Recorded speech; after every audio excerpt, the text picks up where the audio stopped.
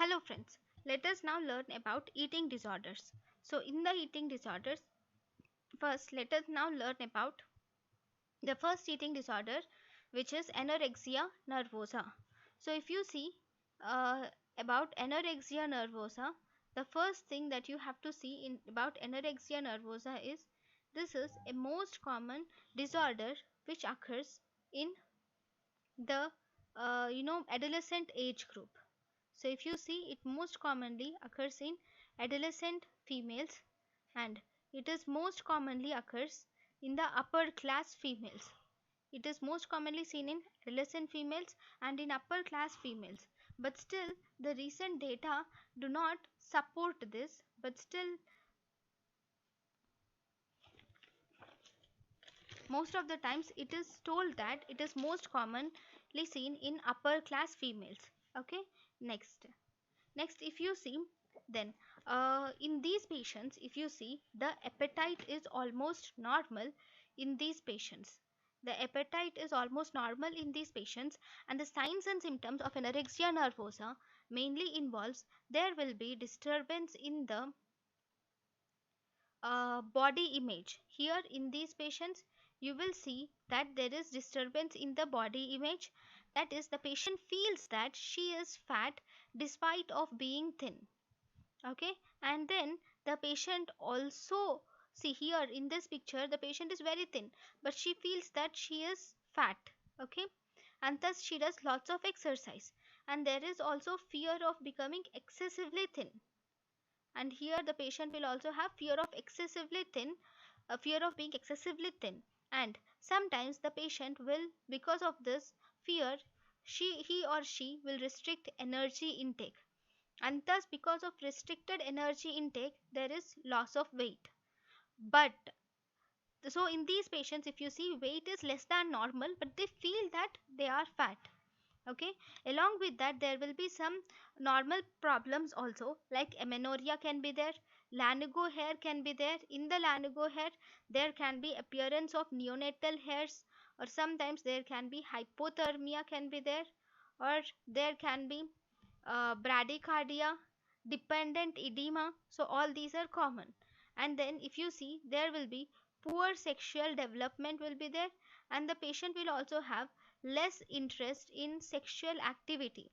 The patient will have poor sexual development and less interest in sexual activity.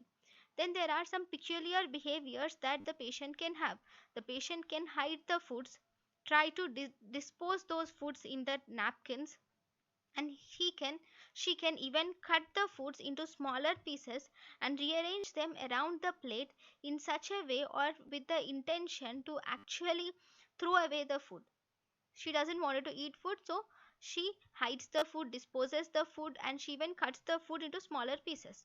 So there are actually two types of anorexia nervosa: one restricting type, second binge eating or purging type. In restricting type, it is of seen in 50% of patients, and in this patient you see highly restricted food intake is the restricting type.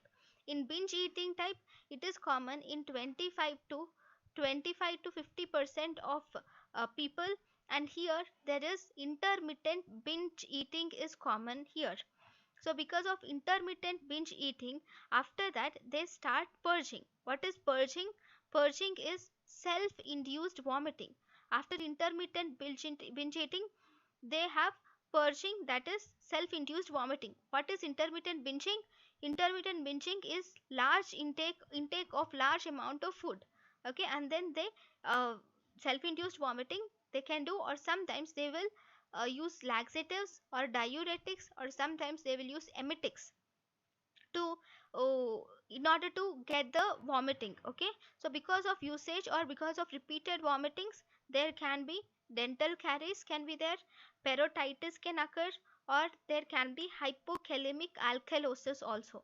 Because of vomiting, the potassium will lose, and even H plus and Cl chloride ions in the stomach might get away, are lost through the vomiting, and thus the patient suffers from hypokalemic alkalosis.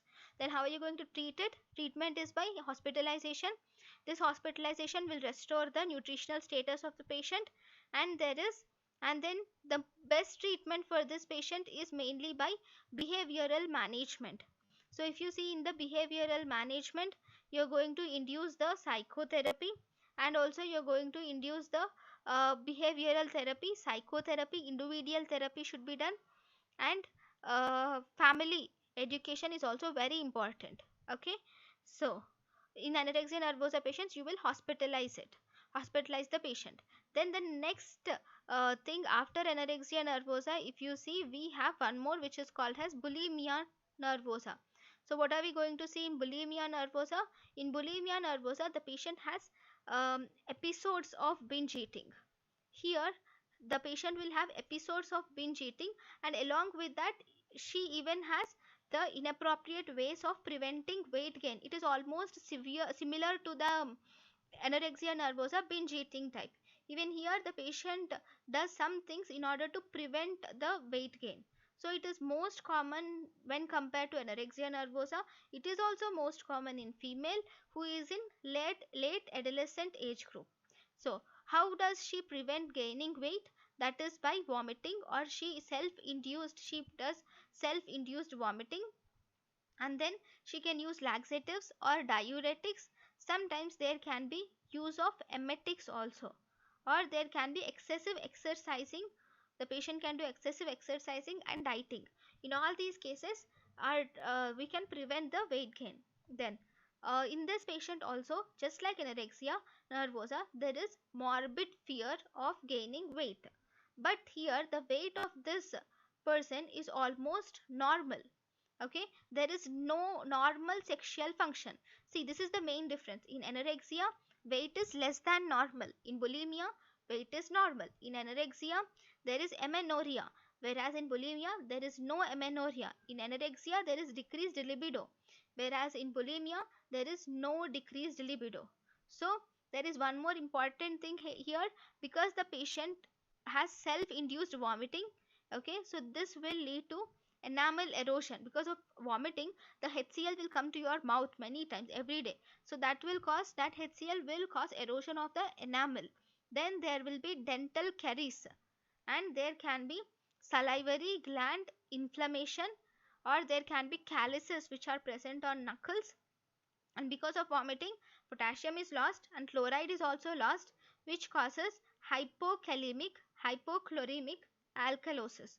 How are you going to treat this patient?